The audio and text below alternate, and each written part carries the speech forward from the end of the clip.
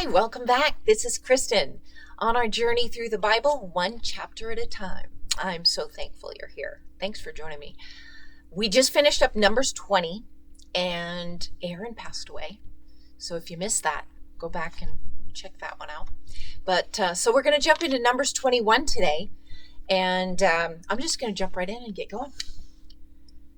This one does have a lot of names of places that I just might not get all right. I'm going to do my best though, okay? Forgive me. The king of Arad the Canaanite, who dwelt in the south, heard that Israel was coming on the road to Atharim.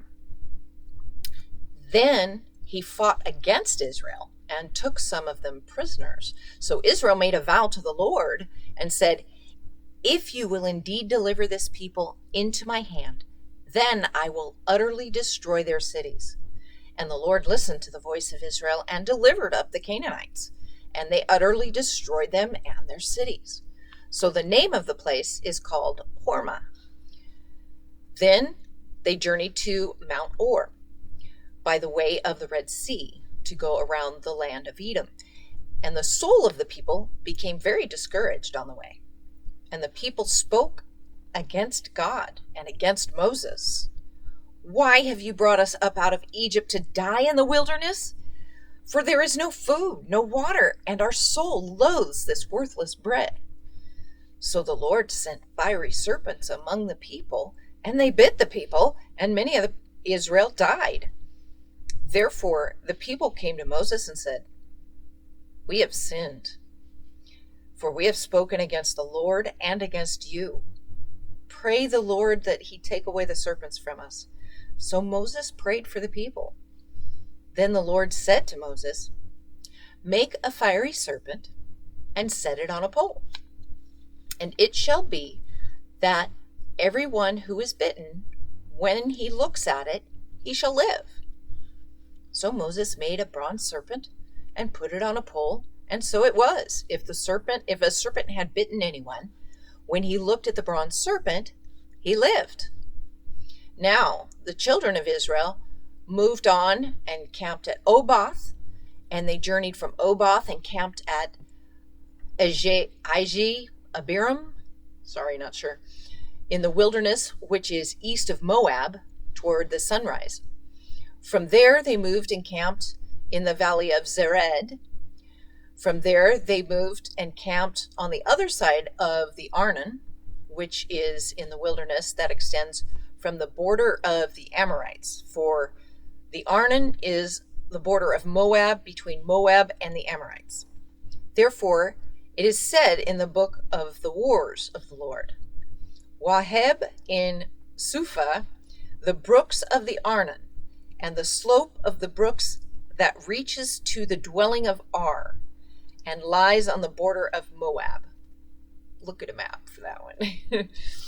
From there, they went to Beer, which is the well where the Lord said to Moses, "Gather the people together, and I will give them water."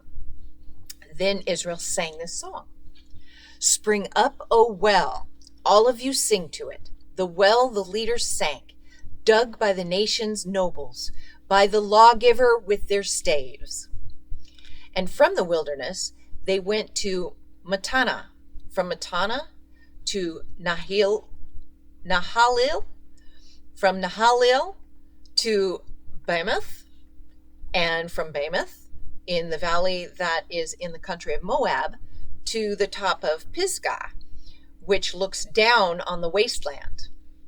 Then Israel sent messengers to Sihon, king of the Amorites, saying, "Let me pass through your land. We will not turn aside into fields or vineyards. We will not drink water from wells. We will go by the king's highway until we have passed through your territory." But Sihon would not allow Israel to pass through his territory. So Sihon gathered all his people together and went out against Israel in the wilderness. And he came to Jahaz and fought against Israel. Then Israel defeated him with the edge of the sword and took possession of his land from the Arnon to Jabbok, as far as the people of Ammon, for the border of the people of Ammon was fortified. So Israel took all these cities, and Israel dwelt in all these cities of the Amorites, in Heshbon and all its villages. For Heshbon was the city of Sihon, king of the Amorites, who had fought against the former king of Moab, and had taken all his land from his hand as far as the Arnon.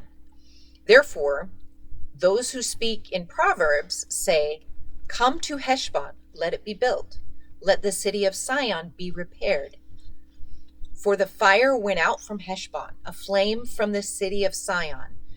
It consumed Ar of Moab, the lords of the heights of the Arnon. Woe to you, Moab! You have perished, O people of Chemosh. He has given his sons as fugitives and his daughters into captivity to Sihon, king of the Amorites. But we have shot at them. Heshbon has perished as far as Dibon. Then we laid waste as far as Nophah, which reaches to Medeba. Thus Israel dwelt in the land of the Amorites. Then Moses sent to spy out Jazer, and they took its villages and drove out the Amorites who were there. And they turned and went up by the way of Bashan. So Og, king of Bashan, went out against them, he and all his people, to battle at Edrei. Then the Lord said to Moses, "Do not fear him, for I have delivered him into your hand, with all his people and his land, and you shall do to him as you did to Sihon, the king of Amorites, who dwelt in Heshbon." So they defeated him, his sons, and all his people, until there was no survivor left him, and they took possession of his land. So if you're not familiar with it, the serpent on the pole, it was all about faith. Just like believing in Christ, it's all about the faith.